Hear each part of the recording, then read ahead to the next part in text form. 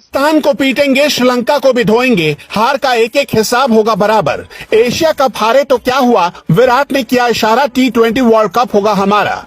Match से पहले रोहित और विराट में ऐसा क्या हुआ, रोहित नाराज थे या विराट? ना चोट लगी ना अनफिट थे, फिर अफगानिस्तान के खिलाफ खेलने क्यों नहीं उतरे रोहित?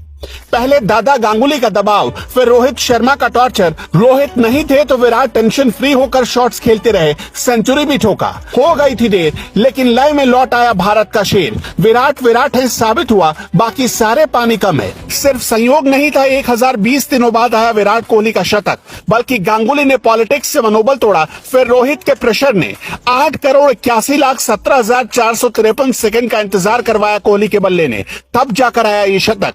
पूरे 14,68,624 मिनट का इंतजार करवाया कोहली के बल्ले ने, तब जाकर आया ये शतक। पूरे 1020 दिनों का इंतजार करवाया कोहली के बल्ले ने, तब जाकर आया था शतक। विराट रन मशीन है, इसमें किसी को कोई शक नहीं।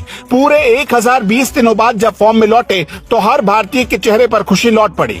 भले अफगानिस्तान जैसी छोटी टीम के खिलाफ ही क्यों न लौटे हों, पर उनका ये फॉर्म जरूरी है, क्योंकि इसी महीने ऑस्ट्रेलिया और फिर साउथ अफ्रीका से T20 सीरीज होनी है, उसके बाद T20 world cup.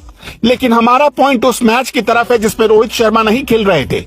Virat Kohli पर कोई दबाव नजर नहीं आया, कोई उनसे सवाल करने वाला मैदान पर नहीं था और विराट अपना नेचुरल गेम खेल रहे थे। तो विराट सचमुच रोहित के ना होने की वजह से ज्यादा कंफर्टेबल थे? और क्या रोहित और विराट में सब कुछ ठीक है? आज हम इसी को आसान भाषा में टटोलने की कोशिश करेंगे। इस कहानी को दो हिस्सों में समझते हैं। पहला हिस्सा 2019 के पहले का और दूसरा हिस्सा 2019 के बाद का। 2019 से पहले कोहली भारतीय क्रिकेट टीम के सबसे शक्तिशाली चरित्र थे। उनकी मर्जी से न सिर्फ टीम बल्कि कोच और सपोर्ट स्टाफ तक बदल जाया करते थे। विराट का एक तरफा सिक्का चलता था। अक्टूबर 2019 में बीसीसीआई के अध्यक्ष के तौर पर एंट्री हुई सौरव गांगुली की और जय शाह सचिव बनाए गए। यहीं से विराट कोहली के बल्ले की आग ठंडी पड़ती चली गई। 23 नवंबर 2019 को बांग्लादेश के खिलाफ टेस्ट मैच में विराट ने शतक लगाया और उसके बाद सीधे एशिया कप में 8 सितंबर 2022 को। इन करीब 3 सालों में क्या क्या हुआ? कोहली ने पिछले साल एक प्रेस कॉन्फ्रेंस में कहा था, 8 दिसंबर को साउथ अफ्रीका के खिलाफ टेस्ट सीरीज के लिए टीम सेलेक्ट करने की मीटिंग से 1.5 घंटे पहले मुझसे कांटेक्ट किया गया। T20 की कप्तानी छोड़ने के बाद हुए इस कांटेक्ट से पहले मुझसे किसी तरह की कोई बातचीत नहीं थी।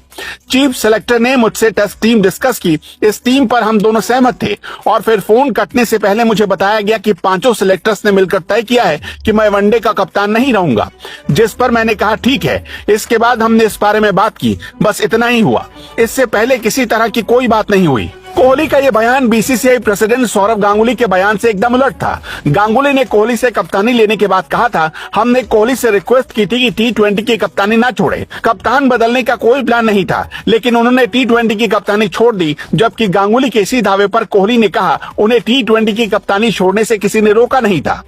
ज्यादा नहीं, विराट कोहली के एक हफ्ते पुराने स्टेटमेंट पर गौर करिए। 4 सितंबर को पाकिस्तान से जब भारत हारा तो उस मैच में विराट कोहली ने हाफ सेंचुरी लगाई। उसके बाद प्रेस कॉन्फ्रेंस करने आए और कहने लगे, जब मैंने टेस्ट कप्तानी छोड़ी तो मुझे केवल सिर्फ एक शख्स ने मैसेज किया और मैं उसके साथ खेल चुका हूं, वो MS धोनी है। किसी और ने मुझे संदेश नहीं दिया। कई लोगों के पास मेरा नंबर है, कई लोग जो टीवी पर मुझे सुझाव देते हैं। सिर्फ MS धोनी थे जिन्होंने मुझे मैसेज किया। कई लोगों के पास मेरा नंबर है, लेकिन उन्होंने मुझे टेक्स्ट नहीं किया।